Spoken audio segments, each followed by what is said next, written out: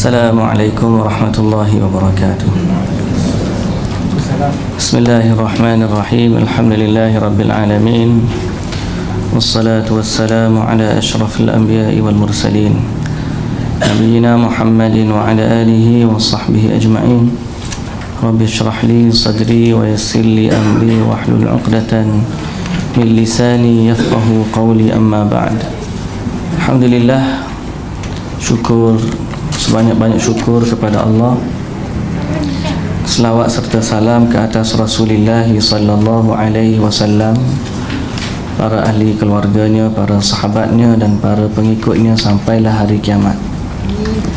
Alhamdulillah, kita syukur juga kepada Allah Subhanahu wa taala kerana Allah Subhanahu wa taala memberikan kesempatan yang berpanjangan kepada kita dalam menyusuri perjalanan mencari ilmu.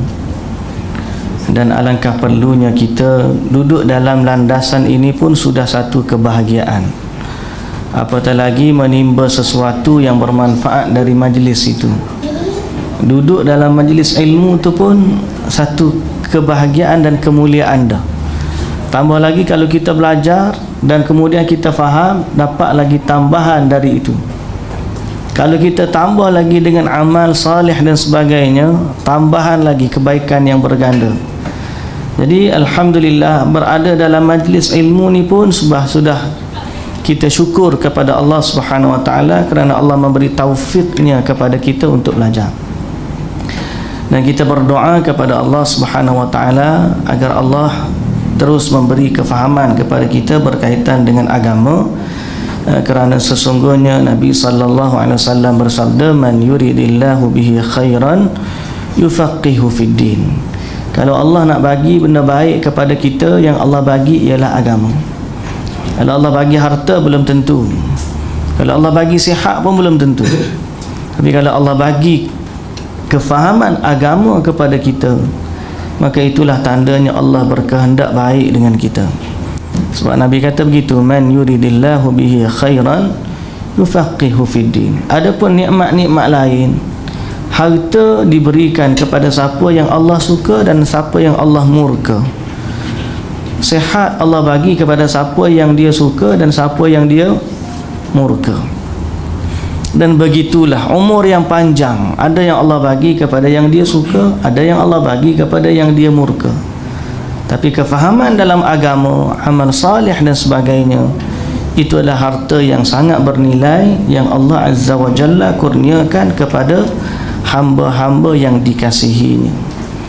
Justru kita bersyukur kepada Allah dan kita berusaha untuk kekal dalam majlis ilmu, baik di sini, baik di luar sana, baik di surau, baik di masjid. Sama ada kita jadi yang mengajar atau yang belajar, kedua-duanya berada dalam majlis ilmu adalah sebahagian dari taman-taman syurga. Jadi alhamdulillah. Kita pada hari ini akan sambung bicara kita tentang Talbisu Iblis, kitab Talbis Tipu Daya Iblis. Kita antara kuliah yang slow kita panggil. Yang paling slow rasanya kuliah Ustaz Hashimi. Orang lain daurah kitab seminggu habis, sebulan habis. Ustaz ni lama dah tak habis-habis lagi kitab ustaz bila nak habis ni. Jadi kita ngaji slow tak apalah, tak pandang. Moga orang lain hebat lagi.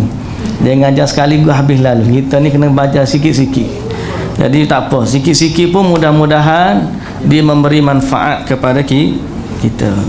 Sebab fokus kita bukanlah sekadar material ilmu itu sendiri, tapi cara kita membawa ilmu, cara kita memahaminya, cara kita beradab dengannya, cara kita hidup dengannya.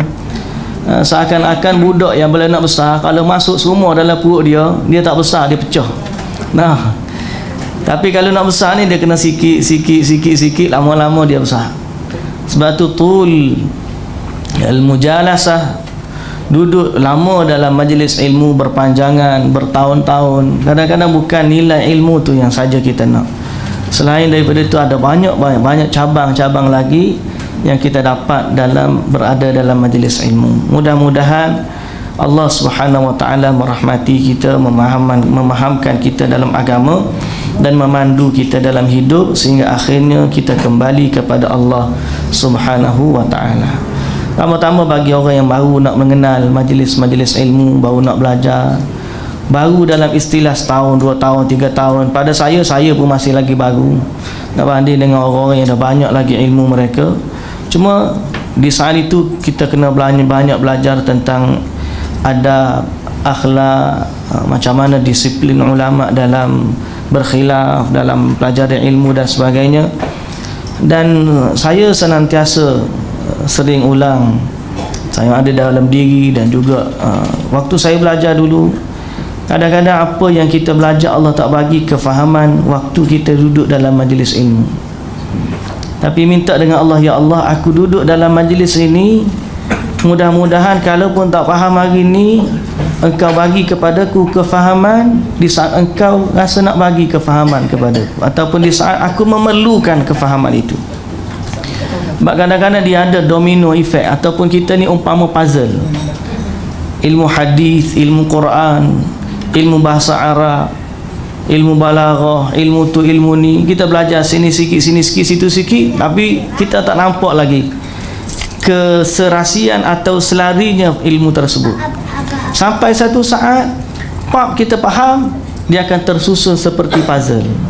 Jadi disitulah kemanisan bila saat kita istiqamah dalam majlis ilmu.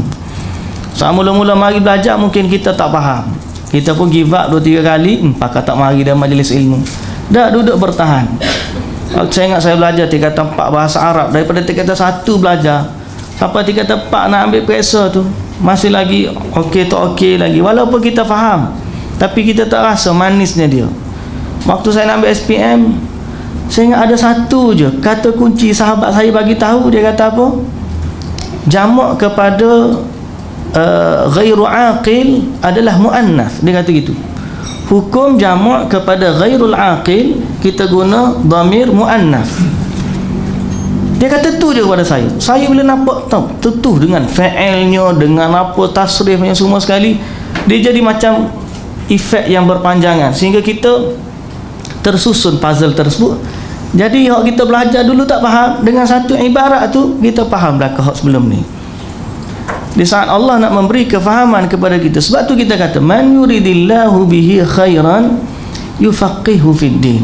Istiqamahlah dalam majlis ilmu, dan kita bersyukur di atas nikmat yang Allah Subhanahu wa taala anugerahkan kepada kita. Hadirin dan hadirat yang dirahmati Allah Subhanahu wa taala sekalian, menyambung bicara kita dalam majlis ini sekejap. Waalaikumsalam. Alhamdulillah. Assalamualaikum.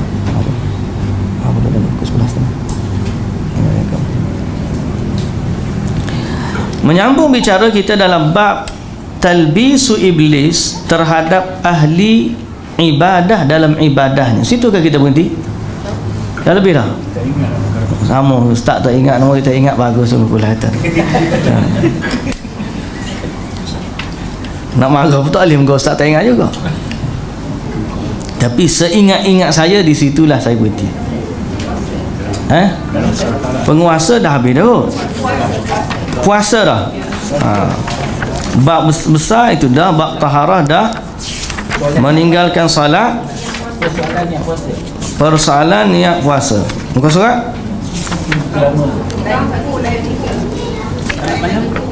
salat malam dah, masalah azan, godaan iblis dalam salat dah, salat malam, memperbanyak salat malam. Bab hal niat puasa, belakang sikit. Dalam baca Al-Quran, talbis iblis atas ahli ibadah dalam perkara puasa. Boleh? Ya kan ni? Lama ke lepas sikit pula lah. Boleh dah tak?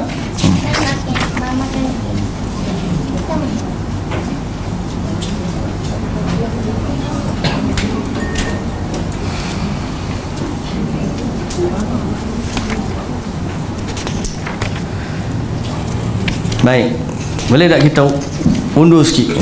Kita undur sikit. Kita pergi kepada talbisu iblis agar meninggalkan sunnah.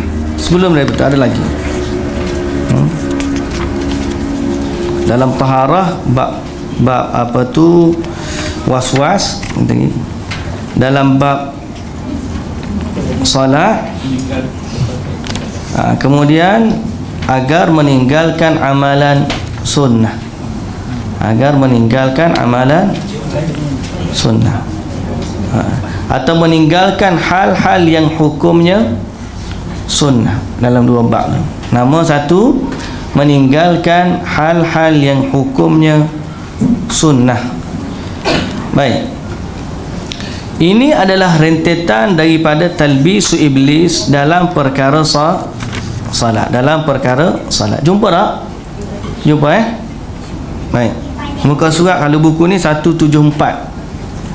174 buku yang cetakan dia gambar bunga ros.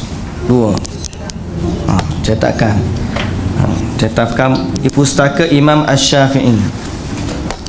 Kalau cetakan Darus Sunnah, gambar lubang gua tu, kita lihat gambar, takut tak jumpa nama tu. Muka surat 113. Yang tu cetakan orang lama, salafus soleh tu. Baik, boleh kita pergi slow-slow Bismillahirrahmanirrahim. Berkata al-Imam Ibnul Jauzi yang diterjemahkan talbisu iblis, agar meninggalkan amalan sunnah. Iblis melancarkan tipu daya kepada sebahagian mukmin sehingga mereka pun meninggalkan banyak amalan sunnah kerana keliru dalam memahami hakikatnya. Kereta Volkswagen VJ2021 lampu terbuka. Kereta Volkswagen VJ2021 lampu terbuka. Lampu lupa nak tutup.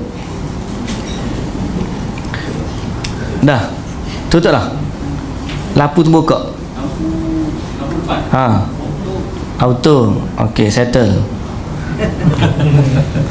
Apa dia guna kuasa solar apa dia? Insya-Allah. Siang hari terbuka. Okey, insya-Allah. Di antara mereka tidak mementingkan berada di saf pertama dengan dalih maksudnya adalah kedekatan hati. Ada pula yang tidak mahu meletakkan tangan kanan di atas tangan kiri, yakni bersedekap kerana ketika salat dengan dalih, aku tidak suka menampakkan kekhusyukan yang tidak aku rasakan dalam hatiku.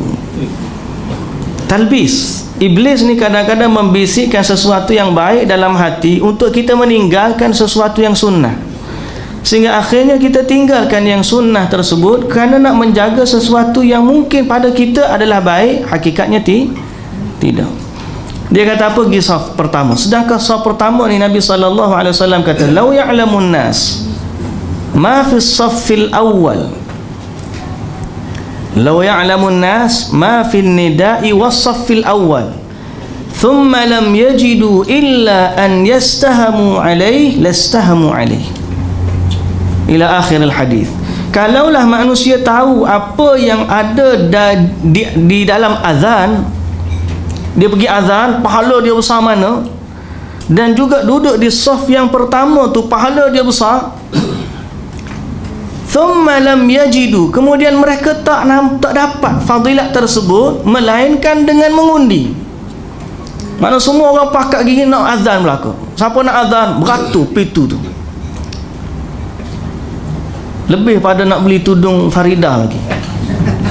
Ni tanggup tolak-tolak tu. Kalau orang nak beli tiket apa? Tiket bola, bergaduh. Pasal apa? Nak tengok. Padahal fadilatnya tak belah mana. Kalau manusia tahu fadilat azan dan fadilat saf yang pertama, Nabi kata mereka kalau tidak boleh melainkan dengan mengundi, saya kena undi untuk siapa duduk di saf yang pertama, sebab manusia akan bergaduh untuk duduk di saf yang pertama. Besarnya fadilah. Tapi iblis mai kata, tak apa, semayang tu nilai dia di hati, bukan duduk di saf. Jadi manusia rasa okey, dia pun tengok orang duduk yang saf pertama, okey. Sedangkan para imam salafus salih dulu bukan setakat saf yang pertama, Nabi SAW kata seterusnya, lau ya'lamun nas ma fit tahjir, kalau manusia tahu apa yang ada dalam tahjir. Tahjir ni datang awal ke masjid, lastabaqu ilaih, nescaya mereka akan berlumba-lumba mendatangi masjid. Sehingga para salafus salih, antara mereka ialah Al-Waqi' ibn al-Jarrah, Sa'id ibn al-Musayyib, kata siapa dah aku bersahabat dengan Waqi' selama 2 tahun. Bila aku salat, aku tak pernah tengok Waqi' tambah rakaat. Kita ni Assalamualaikum warahmatullahi, Assalamualaikum warahmatullahi, Ustaz Hashimi tambah rakaat. Nampak lalu. Mana lewatlah tu. Dia kata aku duduk dengan Waqi' ngaji 2 tahun, aku tak pernah tengok dia tambah rakaat solat. Berarti senantiasa takbiratul ihram bersama imam. Sebahagian imam Al-Hakim, tak silap saya Imam Al-Hakim atau siapa, salafus salih, dia kata aku sudah 40 tahun mendengar azan dan aku sudah di masjid. 40 tahun lama ni, bukan main-main. Kita kalau boleh panggil tahu tahan 4 hari je, kalau kita boleh 4 hari tu azan, kita sudah berada di masjid. Duk Mekah tak boleh lagu tu. Ada. Kalau hang boleh duduk Mekah tu, alhamdulillah lah, azan duduk di masjid. Memang tu ya kerja dia, tak kira lain. Tapi kalau balik Malaysia, sudah. Tapi iblis dia tak nampakkan benda tu elok, sehingga manusia bermudah-mudah. Selama dia kata aku solat dengan khusyuk, insya-Allah tak apalah, kalau solatlah dengan khusyuk, tapi di saf yang pertama. Yang seterusnya, kadang-kadang orang duduk dah di masjid ni, bukan masalah datang lewat ni, mari dah di masjid, antara maghrib dan isyak dia tunggu tu imam. Lepas qamat, dia boleh duduk relax-relax, saf pertama kosong, dia tolak orang pergi. Duduklah, silalah naiklah yang saf pertama, kamu lebih aula daripada aku. Dapat pahala juga tak tolak orang. Jadi dia dapat pahala, kita pun dapat pahala sebab kita tolak dia. Boleh kalau gitu. Sebab tu dalam kaedah la ithara fil ibadah, dalam ibadat ni tidak ada pengorbanan. Apa maksud pengorbanan? Kita letak orang dulu depan kita. Dalam harta ada. Orang nak harta, kita pun nak harta. Kita kata silakan harta tu, mau ambil lah harta. Tapi dalam ibadah, dalam majlis ilmu, ada. Kalau mari duduk depan, aku nak duduk depan. Tak ada kata silalah kamu duduk depan. Kalau saf yang pertama, silalah kamu duduk saf pertama. Aku dahulukan kamu, mudah-mudahan kamu dapat pahala. Aku hak tolakmu ni pun dapat pahala juga. Tak jadi lagi tu. Kami mendapatkan riwayat mengenai 2 perbuatan di atas dari ulama besar yang salih, serta yang demikian itu terjadi sekerana sedikitnya ilmu. Maknanya dia kata apa yang alasan tu, cerita bab hati tak apa, kekhusyukan, nak sedekah pun tak nak, nampak khusyuk, takut orang tengok, Allahu Akbar, kita nanti orang tengok aku sembahyang khusyuk ni, padahal tak ada orang tengok pun. Iblis yang kata tengah orang tengok, kita tengah sembahyang Allahu Akbar, bunyi pintu, bunyi pintu, sudah, siapa pula masuk sembahyang molek. Pada Assalamualaikum warahmatullahi, rupa-rupanya tak ada orang, angin yang tolak pintu tu. Begitu dah talbisu iblis dalam menipu manusia. Baik, hadis tadi kita dah baca. Adapun riwayat Imam Muslim juga dari Abu Hurairah radhiyallahu anhu disebutkan bahawa Rasulullah sallallahu alaihi wasallam bersabda, khairu sufufir rijali awwaluha wa syarruha akhiruha. Sebaik-baik saf lelaki itu adalah yang paling depan dan seburuk-buruk adalah yang paling belakang. Sungguh meletakkan tangan kanan di atas tangan kiri atau bersedekap itu merupakan sunnah Nabi sallallahu alaihi wasallam, sebagaimana yang diriwayatkan oleh Abu Daud dalam sunannya bahawa Ibnu Zubair berkata meletakkan tangan di atas tangan itu termasuk sunnah. Satu ketika Ibnu Mas'ud salat dengan meletakkan tangan kiri di atas tangan kanan. Lalu Rasulullah sallallahu alaihi wasallam melihatnya, maka baginda pun mengubah posisinya dengan meletakkan tangan kanan di atas tangan kiri, bersedekap. Isu nak letak mana, atas dada, bawah sikit, atas pusat, kat pusat, bawah pusat, itu khilaf yang masyhur yang bukan di sini tempat kita nak bincang. Tapi masalahnya bila kita tahu sesuatu tu sunnah, maka jangan kita sia-siakan dia. Mau ni dalam satu kelas kita dah bincang tentang masalah sebenarnya mana tempat yang lebih solat yang paling sesuai untuk wanita dalam keadaan one to one, tak ada apa, saja-saja nak pergi solat di masjid dengan saja-saja nak solat di rumah. Orang ni kata, Ustaz, kalau saya solat di masjid rasa lebih tenang, lebih khusyuk, boleh kenal jiran tetangga dan sebagainya, banyak fadilat. Saya kata kita pun tak larang. Nabi SAW pun kata jangan larang para wanita mendatangi rumah Allah. Tapi pada seorang wanita, mana tempat yang lebih baik bagi dia? Dia pun kata, tapi saya duduk rumah kadang-kadang rasa tak khusyuk semayang dan sebagainya. Seorang kata, saya memang sah, kalau tak kerana Nabi pun memang saya nak main rumah dah. Lagi senang main rumah, tak kena pergi masjid. Duk bincang-bincang, kita baca hadis tentang Ummu Humaid yang dia kan Nabi SAW kata kepada dia, wahai Ummu Humaid, aku tahu betapa sukanya kamu salat dengan aku, tapi salat kamu di rumah kamu, dalam bilik kamu lebih baik dari salat kamu di balai rumah. Salat di balai rumah lebih baik daripada di masjid kampung. Salat di masjid kampung kamu lebih baik daripada salat di masjidku. Jauh bandingan tu. Nak boleh sampai ke masjid Nabi tu, berapa bandingan Nabi SAW. Sehingga Ummu Humaid buat satu salat di rumah dia, dia salat di situ je. Tapi ada orang kata isteri Rasulullah SAW pun salat di masjid juga. Hadis Aisyah radhiyallahu anha, Aisyah ni dia kata kami salat subuh berjamaah dengan Nabi di masjid, dan kami balik dalam keadaan orang tak kenal kami disebabkan gelap. Kan? Dia sebelah rumah ya. Tapi Aisyah juga yang sama, dia kata, kalaulah Nabi SAW tahu apa yang kamu buat pada hari ni para wanita, nescaya Nabi larang kamu daripada keluar ke masjid. Masalah lah ni, kita wanita kalau tak keluar ke masjid, dia bukan duduk di rumah. Betul tak? Saya nak pergi solat Jumaat. Lalu nak pergi solat Jumaat, wanita-wanita ni mempamerkan kebebasan mereka di restoran-restoran, dia tunjuk kepada orang lelaki seolah-olah kalau lelaki tengok, sedaknya pak dia tak kena pergi solat Jumaat masjid. Orang hati dia penyakit, dia tak nak pergi dah solat berjamaah, solat Jumaat. Ada tengok wanita duk bergelak ketawa, duk tengok, saya kata fitnah sungguh dia orang ni.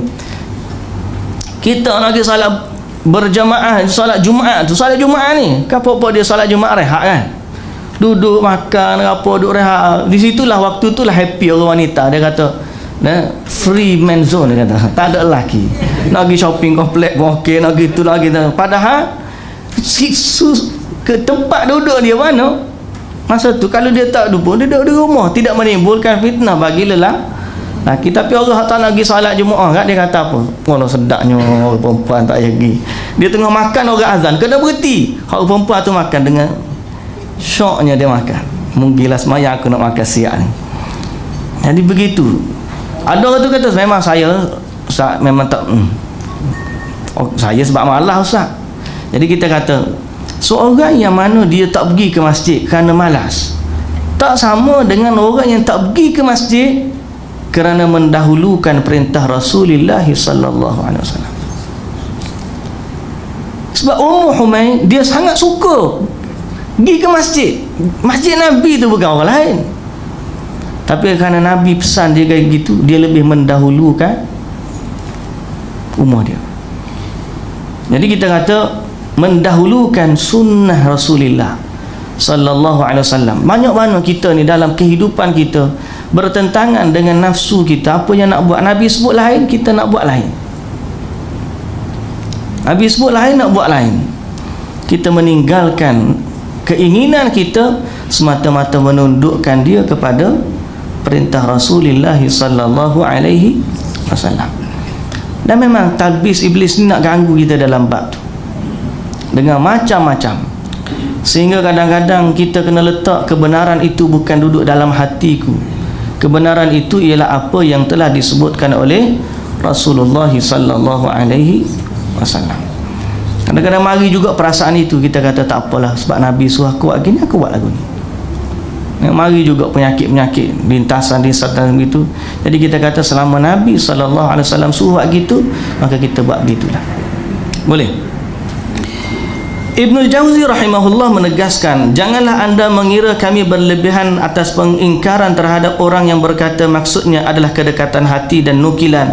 Aku tidak meletakkan tangan kanan di atas tangan kiri, meski yang mengatakannya seorang ulama besar, kerana syariat Islamlah yang mengingkari perkataan-perkataan tersebut, bukan kami. Yang dia kata, oh, tu pun nak kira.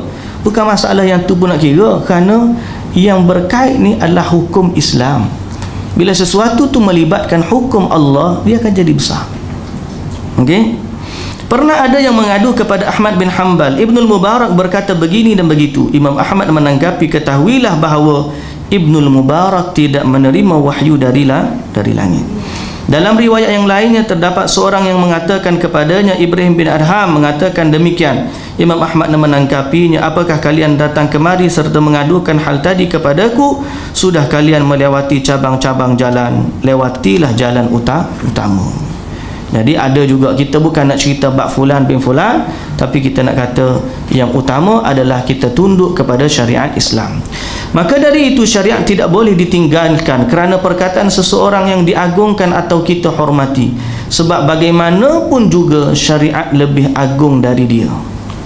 Kesalahan manusia dalam penafsiran wajar terjadi kerana mungkin ada hadis-hadis yang belum diketahuinya. Sama, saya pun kata begitu. Andai kata ada perkataan saya yang bercanggah dengan syariat, maka kembalilah kepada syariat, tinggalkan perkataan selain daripada itu. Kalau bercanggah, kalau dia membantu kefahaman itu, alhamdulillah. Dan tak ada orang sebenarnya nak menyanggahi Al-Quran. Kita berhusnudzan dengan mana-mana alim ulama, mereka sebenarnya tak ada orang yang nak bercanggah dengan nas Al-Quran dan juga sunnah. Yang mungkin ada, mungkin salah tafsir, belum tahu hadis ataupun belum faham, dan kita memberikan uzuran kepada mereka. Semoga Allah memberikan hidayah kepada mereka. Dahlah dia ni, kalau kita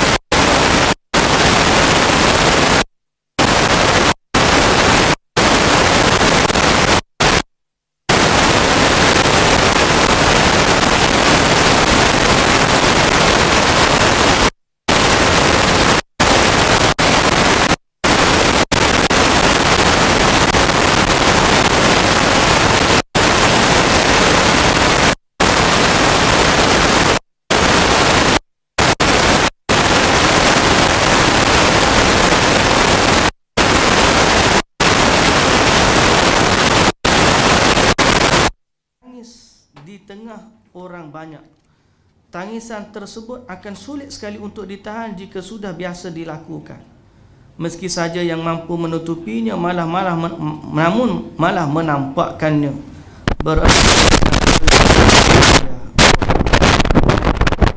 Dari Asim bahawasanya dia bertutur jika Abu Wa'il salat di rumahnya, dia menangis.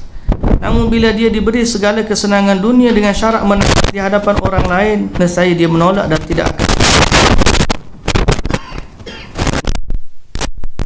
Banyak istighfar. Kita ni kalau depan orang menangis, kalau di antara kita dengan Allah mungkin kurang. Tapi kalau orang sebaliknya, alhamdulillah. Semoga Allah Azza wa Jalla mengampunkan kita. Ayyub As-Sikhtiyani apabila tidak kuasa menahan tangisannya sementara terdapat orang lain di dekatnya, dia akan berdiri dan segera pergi. Dia tak tunjuk menangisnya depan orang. Iblis telah menipu beberapa ahli ibadah dengan talbis yang menyesatkan, sehingga anda melihat mereka rutin mengerjakan salat siang malam, namun enggan berusaha mengubat penyakit hatinya dan tidak pula perbaiki pola makannya. Padahal memperbaiki keduanya lebih utama dari banyak beribadah sunnah. Allahu Akbar. Baik, kita pergi seterusnya baca. Ada masa setengah jam lagi. Sikit lagi. Boleh lagi? Kita baca boleh ya, tak ada masalah. Kita ni kena baca begitu baru cepat habis. Talbis iblis, tak ada buku boleh ikut. Boleh ni, saya baca laju sikit.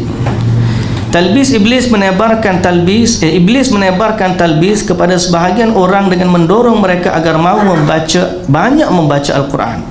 Tapi mereka membacanya dengan cepat, tidak tartil, tidak memastikan kesahihan bacaannya. Ini merupakan sikap yang tidak terpuji. Ibnul Jauzi rahimahullah berkata, iblis menipu sekelompok qari dengan mendorong mereka agar membaca 1 atau 2 juz Al-Quran di menara masjid di malam hari secara berjamaah atau dengan suara keras.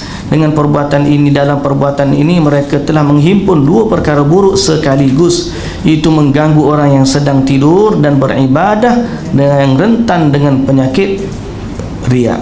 Jadi dahlah dia mengganggu orang tidur dan dia mengganggu orang sedang ibadah, digabung pula dengan penyakit riya. Allahu Akbar.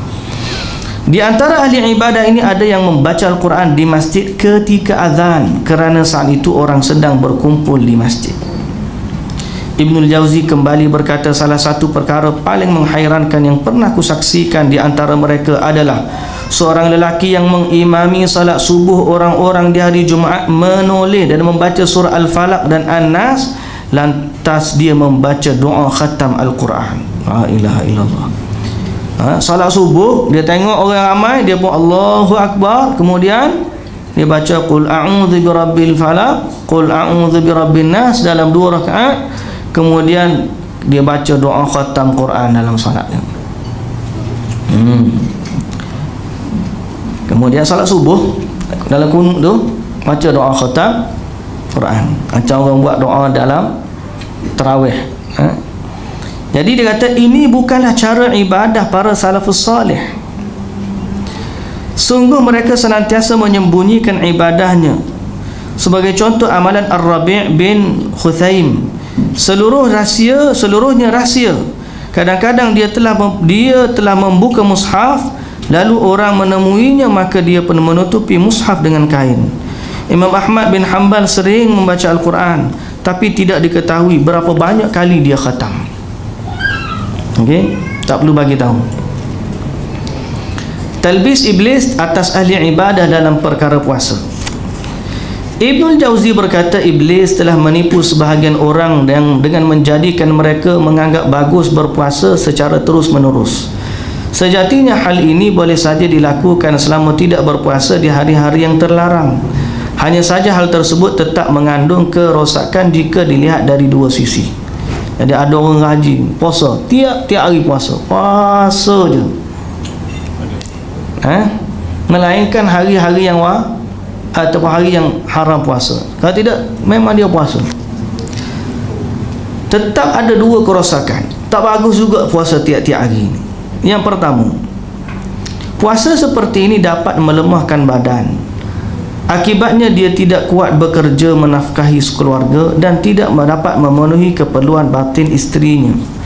Terdapat riwayat dalam as-sahihain, Nabi berkata, Nabi SAW bersabda, inna li zawjika alaika haqqun. Ni kisah siapa ni? Kisah Abi Darda, kisah Abi Darda dengan Ummu Darda. Bila Salman Al-Farisi pergi ke rumah dia, tengok Salman, tengok dia puasa, isteri dia pakai memang tak terurus lah. Kata apa tak bersiap ni? Maknanya tak, dia kata sahabat muda tidak berhajat dah kepada isteri dia. Jadi ibu tengok sampai dia siap-siap, kemudian makan, tak makan, dia kata makanlah, aku puasa gini. Pemakan, kamu makan, kalau tidak aku tak makan. Dia pun makan. Sampai waktu malam dia suruh tetamu tidur. Tidurlah, aku nak semayang. Sama kata tidur juga kamu. Paksa tidur, kejap tidur sekejap nak bangun malam. Paksa lagi tidur. Sampailah sepertiga akhir malam dia kata, jom kita bangun sama-sama. Lepas tu dia kata, sesungguhnya pada isterimu ada hak, pada Tuhan, pada Allah ada hak, pada isterimu ada hak, pada dirimu juga ada hak, maka berilah hak pada masing-masing. Jadi dia pun tak puas hati, dia pergi ngadu kepada Rasulullah sallallahu alaihi wasallam. Lalu Nabi kata, betul lah, apa yang disebut itu benar, membenarkan perkataan inna li zawjika alaika haqq. Isteri kamu ada hak ke atas kamu. Jadi dia kata, kalau begitulah, pertama ni dia senantiasa puasa hingga melemahkan tubuh dia, berapa banyak kewajipan syariat yang lumpuh atau luput dia tak dapat buat disebabkan amalan sunnah ini. Satu. Yang kedua, dia akan kehilangan keutamaan. Yang utama, Rasulullah kata sebaik-baik puasa adalah puasa Nabi Daud. Satu hari puasa, satu hari tak puasa. Sebab tu pada pandangan manusia, dia rasa itu lebih baik, tapi hakikatnya dalam agama sebaliknya. Rasulullah sallallahu alaihi wasallam ataupun dari Abdullah bin Amr radhiyallahu anhu, dia menceritakan Rasulullah sallallahu alaihi wasallam menemui aku. Lalu baginda bertanya, kamukah yang diceritakan kepadaku terus-menerus melakukan salat satu malam suntuk? Kamukah yang berkata aku akan terus-menerus salat pada malam hari serta berpuasa pada siang hari? Aku menjawab benar. Aku menjawab benar. Kemudian baginda bersabda, silakanlah salat malam tapi tetaplah tidur. Silakan berpuasa tapi berbukalah. Berpuasalah 3 hari setiap bulan, kerana itu setara dengan puasa setahun. Dia pun kata, ya Rasulullah, aku mampu melakukan lebih daripada itu. Rasulullah kata, kalau begitu puasalah 1 hari dan berbukalah pada suatu hari. Itulah puasa yang paling baik, dan itulah puasa Nabi Daud. Dia kata, ya Rasulullah, aku mampu melakukan lebih daripada itu. Dan Rasulullah kata, tak ada yang lebih utama daripada itu. Itulah yang paling baik dah, tak ada dah. Kalau dia buat juga, dia tak pergi kepada yang lebih baik. Kalau kita puasa, qada puasa macam mana? kita puasa setiap hari. Dan maksud yang dia sini, amalan dia terus menerus, bukan maksud menghalang puasa tu terus menerus. Bukan kata kita tak boleh puasa 1 hari ataupun kita puasa seminggu tu qada 5 hari straight. Bukan maksud itu. Maksud di sini, seorang yang amalan dia setiap hari dia berpuasa sepanjang tahun, melainkan hari-hari yang haram puasa, seperti hari raya. Hari lain puasa je.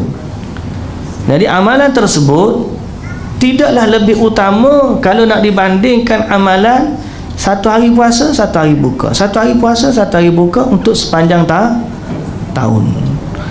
Bukanlah larangan meneruskan puasa ni. Mana kalau kita ganti 5 hari, paling-paling kena 1 hari puasa, 1 hari buka, 1 hari puasa, dah. Maksud larangan puasa terus menerus ialah puasa dalam setahun. Adapun puasa sikit-sikit, seminggu kita nak ganti boleh. Ataupun puasa 13, 14, 15 terus 3 hari pun puasa straight, tak ada masalah. Okey. Baik. Jadi tidak ada yang lebih utama daripada sunnah Nabi.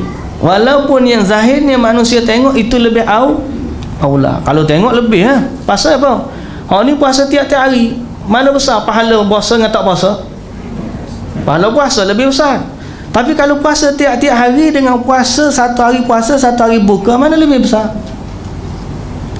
Sudah. Mana lebih besar? Saya tanya. Tuan-tuan cuba fikir. Antara puasa tiap-tiap hari dengan puasa sehari, buka sehari, mana lebih besar pahala? Sebab apa? Selain daripada Ramadan. Sebab apa? Ini puasa dengan tak puasa mana besar? Naam, sebab dia berbuka kerana Nabi suruh buka. Kita ni dikira hamba yang taat bila kita taat kepada perintah. Sekarang ni yang suruh kita buka sehari, puasa sehari ni siapa?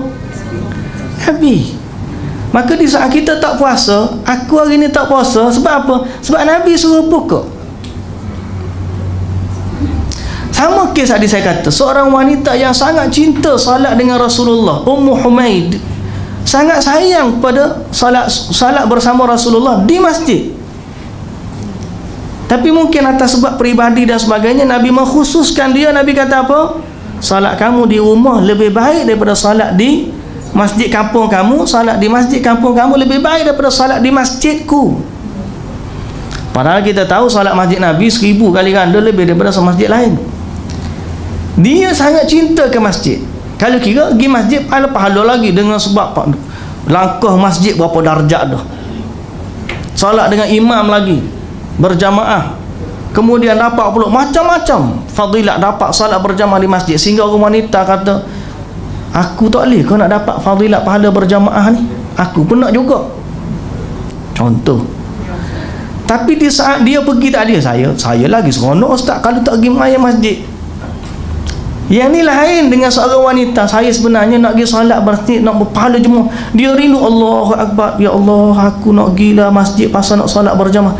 Tapi di saat dia menahan diri dia kerana dia tunduk kepada perintah Rasulullah sallallahu alaihi wasallam, insya-Allah biiznillah di saat itu lebih baik bagi dia daripada dia pergi masjid. Sebab apa? Dia sedang mentaati Rasul. Walaupun dia buka puasa tadi. Sekarang ni seorang tadi buka puasa, puasa tiap-tiap hari. Yang ni puasa buka, puasa buka, puasa buka. Yang ni dapat pahala umum. Kerana puasa ni pahala banyak, boleh pahala puasa, pahala puasa. Tapi orang ni puasa dapat pahala, buka pun dapat pahala. Sebab apa? Dia berbuka kerana perintah Rasul. Orang baca Quran dalam solat, banyak pahala mana? Orang baca Allahu Akbar, amin, lepas tu dia pun boleh khilaf antara bacaan Fatihah. Kita raikan, ada yang kata boleh, ada kata baca, ada kata tak baca. Tak apa, khilaf tu mu'tabar. Tapi lepas daripada tu dia tak baca surah. Baca surah lebih baik ke baca surah tak lebih baik? Bukankah fadilat baca Quran tu besar? Tapi dia tak baca. Sebab apa dia tak baca? Dia sedang mentaati Rasul dengan tidak baca. Nampaklah? Kita ni dalam soal bagaimana kita mentaati Rasul yang memerintahkan kita supaya berbuka satu hari, berpuasa 4 hari satu hari, yang melarang kita puasa tiap-tiap hari. Siapa dia? Rasul. Yang menyuruh kita puasa siapa dia? Orang yang suruh kita berpuasa, orang yang sama juga suruh kita berbuka. Jadi sebagaimana kita taat kepada dia dengan berpuasa, kita juga taat kepada dia dengan berbuka. Maka di saat itu pahala puasa satu hari dengan puasa buka satu hari lebih besar pahala dia daripada buka puasa tiap-tiap hari. Fiqh tu kena begitu. Mana yang paling banyak kita mentaati Rasul? Perintah agama. Kerana agama ni datang dengan law and order. Agama ni adalah undang-undang dan perintah. Selama mana kita taat kepada Allah, kita patuh kepada perintah Rasulullah sallallahu alaihi wasallam, maka kita mendapat pahala walaupun dengan meninggalkan dia. Boleh faham? Jadi sebab tu kita nak cari redha Allah ni, kita kena kembali kepada sunnah Rasul. Kalau ikut kepala kita, kita tak akan nampak benda tadi. Kita anggap salah kau nak puasa tiap-tiap hari. Puasa kan bagus, betul. Yang suruh kita buka pun Rasulullah juga. Kalau kita nak puasa, boleh tak salah kau tak salah, tapi kita buka pun dapat pahala sebab kita taat kepada Rasulullah. Ibadah hari tu. Tak puasa tu adalah ibadah sebagaimana puasa adalah ibadah. Kenapa? Kita mentaati Rasulullah sallallahu alaihi wasallam. Allahu akbar. Agungnya sunnah Rasul. Kita nak dapat kefahaman tu. Betapa dalam hidup kita ni apa saja yang kita buat, kita nak tally, nak selarikan dengan perintah Allah dan juga Rasul. Ya. Macam solat sunat qabliyah maghrib. Kita tak buat benda apa pahala, kita buat benda apa pahala. Jadi kalau dalam yang Nabi SAW bagi pilihan, itu tak ada masalah. Nabi kata dalam soalan ni, solat qabliyah maghrib, buat pun tak apa, tak buat pun tak apa. Buat pun tak apa, tak buat pun tak apa. Tapi dia tidak masuk dalam sunat rawatib yang di muakkad lah, yang di. Jadi dia, kalau di saat pilihan itu pulang. Kalau kita tengok keadaan ada waktu, maka kita salat. Kalau kita tengok tak ada waktu, kita tak boleh salat. Terpulang pilihan. Dapat pahala. Insya-Allah dapat pahala. Sebab dia adalah pilihan. Nabi tak suruh kita lah tinggal, melainkan Nabi suruh kita tinggal. Dah. Tapi Nabi dalam ruang waktu, kita ikut Nabi pasal Nabi tak buat. Nabi bukan tak buat seluruhnya, tapi Nabi juga tidak mengingkari. Disebut sunnah ni ada yang Nabi buat, ada yang Nabi ikrar. Ikrar makna Nabi benarkan orang buat. Adapun dalam hadis sahabat tadi, jelas-jelas Nabi kata tak ada lah puasa tu, Nabi larang dia daripada puasa tiap-tiap hari. Okey. Dalam apa yang Nabi ikrarkan, Nabi benarkan, kita terpulang. Tapi kalau ada yang Nabi petunjukkan begini, maka itu lebih baik. Wallahu ta'ala alam. Okey. Lagi. Talbis iblis atas ahli ibadah dalam perkara niat puasa. Dalam perkara niat puasa. Kita berakhir dengan ni, kita berhenti di haji nanti insya-Allah. Tidak sedikit ahli ibadah yang dikenal selalu berpuasa sepanjang tahun. Okey, tidak sedikit. Maknanya ramailah. Dan dia mengetahui bahawa perbuatannya dikenal di tengah masyarakat hingga menjadikannya tidak berbuka sama sekali. Yakni puasanya tidak pernah putus. Andai pun tidak berpuasa, dia akan menyembunyikannya dari puasa agar reputasinya tidak jatuh. Ada orang ni dia kira ahli puasa. Jadi contohnya sepanjang tahun, bukan setiap-tiap hari lah, mana dia memang sentiasa amalkan puasa dia. Tiba-tiba ada juga dalam perkara ni talbis. Dia tak puasa, dia sembunyikan tak puasa dia supaya reputasi tak jatuh. Dahsyat. Orang lain riak bila puasa, dia riak bila tak puasa. Ini termasuk riak yang sama. Lagilah bahaya riak pada benda yang kita tak buat. Kalau riak pada benda yang buat, boleh kira. Riak dia puasa. Pada tanya, tak puasa? Puasa.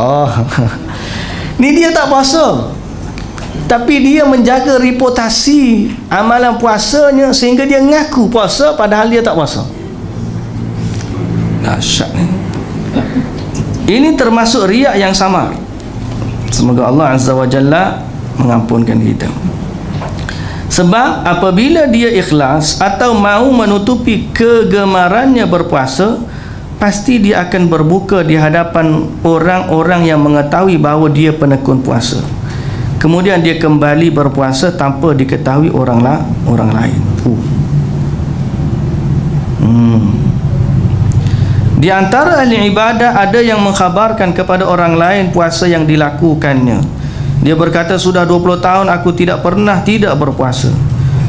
Ya, iblis telah berhasil menipunya dengan membisikkan talbis. Engkau perlu memberitahukan hal ini kepada orang lain agar mereka mengikutmu. Dan sungguh Allah lebih mengetahui niat seseorang. Baik, Sufyan Ats-Tsauri berkata, Sungguh ada seorang hamba yang biasa mengerjakan amalan secara rahsia, lalu syaitan terus menggodanya sampai dia menceritakannya sehingga amalannya pun pindah dari catatan amalan rahsia kepada catatan amalan terang-terangan. Yang ni kita sebut dah tadi. Dan kadang-kadang syaitan ni dia boleh tipu kita 20 tahun nanti. Kita dah tahan ibadat tu 20 tahun dah tak tahan. Tiba-tiba dengan satu kalimah, aku ni 20 tahun dah lagu ni. Dengan satu kalimah, dia tarik masa 20 tahun tu yang dia sembunyikan dengan satu kalimah. Kita tak kata dia riak ni sampai pergi membatalkan, tapi dia memindahkan amalan dari rekod yang orang tak tahu kepada rekod yang tahu. Kurang-kurang hak tu pun dah kurang pahala. Allahu Akbar.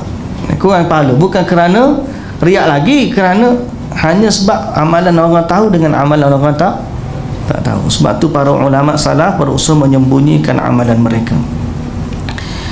Di antara mereka ada yang terbiasa berpuasa pada hari Isnin dan Khamis, dan ketika diundang menghadiri jamuan makan, dia menjawab, oh sekarang hari Khamis. Sebenarnya dengan menjawab aku sedang berpuasa saja, ini sudah biasa bagi batu ujian bagi keikhlasan puasanya. Maka apalagi dia menjawab sekarang hari Khamis, yang artinya aku biasa berpuasa setiap hari Khamis. Dahsyat tadi.